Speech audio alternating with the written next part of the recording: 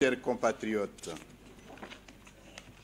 cela fait pratiquement 3 mois que la Commission électorale nationale indépendante a convoqué l'électorat, précisément le 23 juin 2018.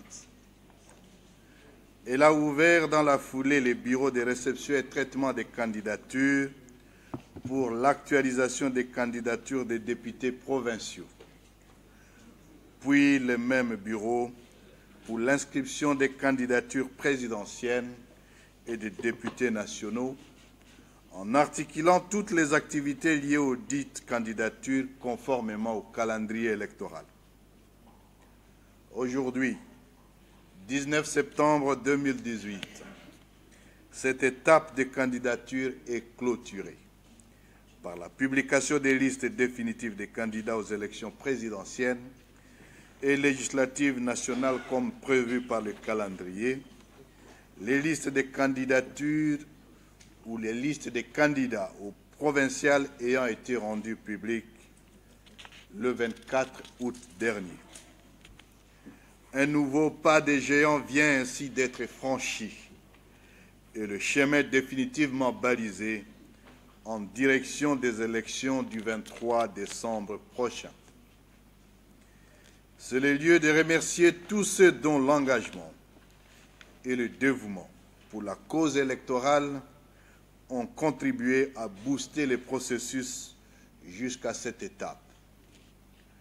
Nous rendons ainsi la fière chandelle aux institutions de la République, notamment Son Excellence Monsieur le Président de la République, chef de l'État, l'Assemblée nationale et le Sénat, qui ont usé d'une célérité remarquable pour compléter le cadre légal en adoptant et promulguant à bonne date la loi électorale et celle portant répartition des sièges par circonscriptions électorales. Nous associons à cet hommage de notre reconnaissance le gouvernement de la République pour son accompagnement tant logistique que financier, le Conseil supérieur de la magistrature, la Cour constitutionnelle et les cours d'appel, sans lesquels l'étape de contentieux des listes puis des candidatures n'aurait pu être franchie avec bonheur.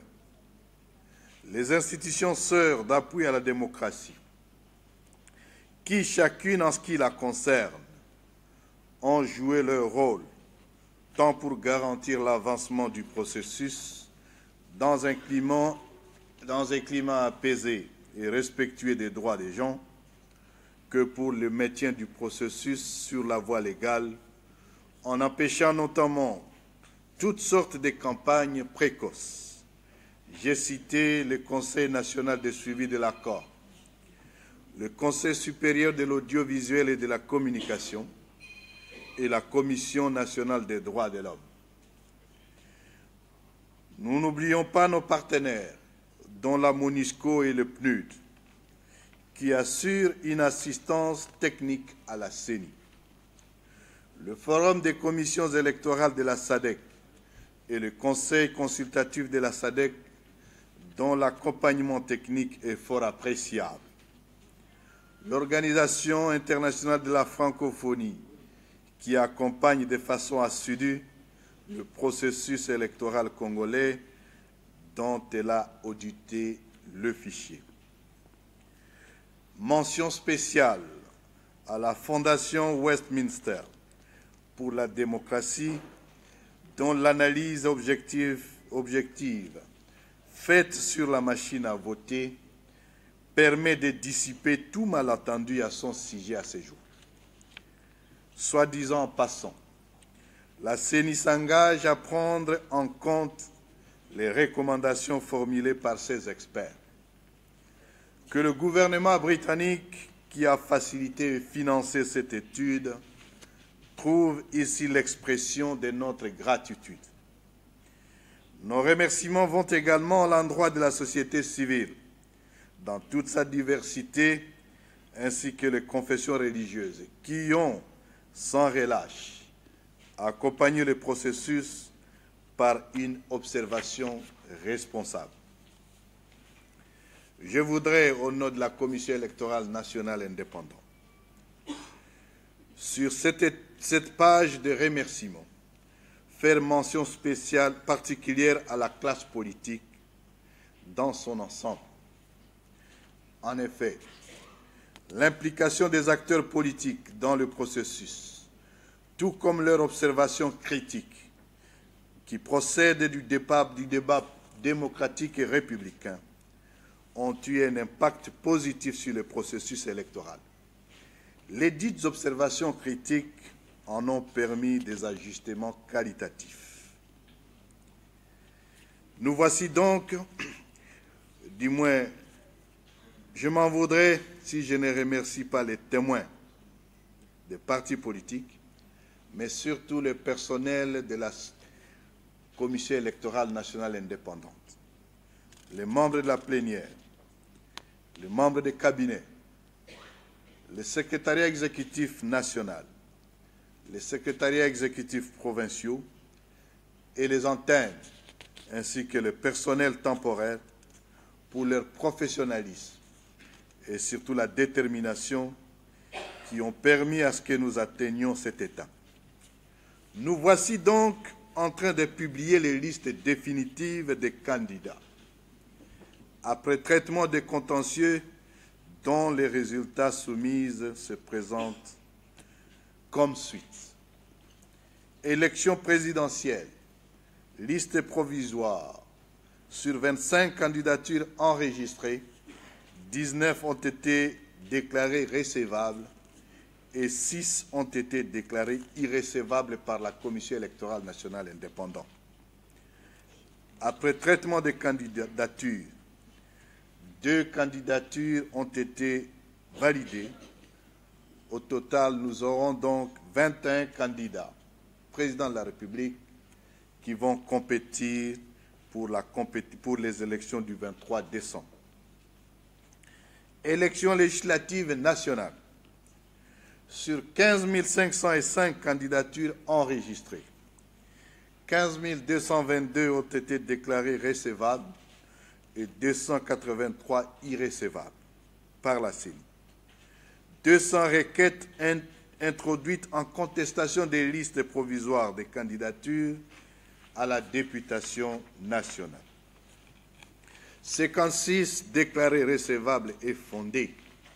Ces requêtes portaient notamment sur la nationalité, les candidatures multiples, les corrections d'erreurs matérielles, les conflits d'intérêts entre certains candidats et leurs anciennes formations politiques et l'inscription des nouvelles candidatures sur la liste définitive. Après contentieux, 15 355 candidats sont publiés aujourd'hui aux législatives nationales. Élections provinciales. Sur 19 706 candidatures enregistrées, 19 570 ont été déclarées recevables et 136 irrecevables par la CENI. Après contentieux, au niveau des cours d'appel, 19 640 candidats ont été retenus. Maintenant, chers compatriotes, que nous avons fini avec l'étape des candidatures, nous entamons la dernière ligne droite vers le 23 décembre 2018, date des élections. Il s'agit d'une date importante pour l'histoire de notre pays. Le 23 décembre se tiendront les 3 scrutins, présidentiel, législatif national et provincial. Ils seront suivis des scrutins indirects des sénateurs, gouverneurs et vice-gouverneurs au mois de mars 2019. Ces élections sont d'autant plus importantes pour la République démocratique du Congo qu'elles permettront, pour la première fois de son histoire, l'alternance démocratique. En effet, à la faveur de ces élections, le pays vivra sa première expérience des remises et reprises civilisées entre un président de la République sortant qu'on connaît et un président de la République entrant que nous, peuple congolais, allons investir par l'acte de vote. Tout en reconnaissant aux uns et aux autres la légitimité des divergences d'opinion et idéologiques, la Commission électorale nationale indépendante en appelle à l'adhésion de tous au processus et à la mobilisation générale le 23 décembre, pas pour détruire, mais pour construire. Je voudrais finir mon propos par cette exhortation que nous fit autrefois l'abbé Apollinaire Malumalu d'heureuse mémoire. Les élections n'arrangent pas un pays en soi. Les élections ne constituent qu'un point de départ et non d'arrivée. Le 23 décembre 2018 est pour la République démocratique du Congo un point de départ. Il nous faut donc y arriver pour espérer avancer vers le développement tant souhaité. Ce en privilégiant, toujours tel que nous l'a conseillé l'abbé Apollinaire, en privilégiant l'action au discours, une action au service de la paix. Que Dieu garde et bénisse la République démocratique du Congo. Je vous remercie.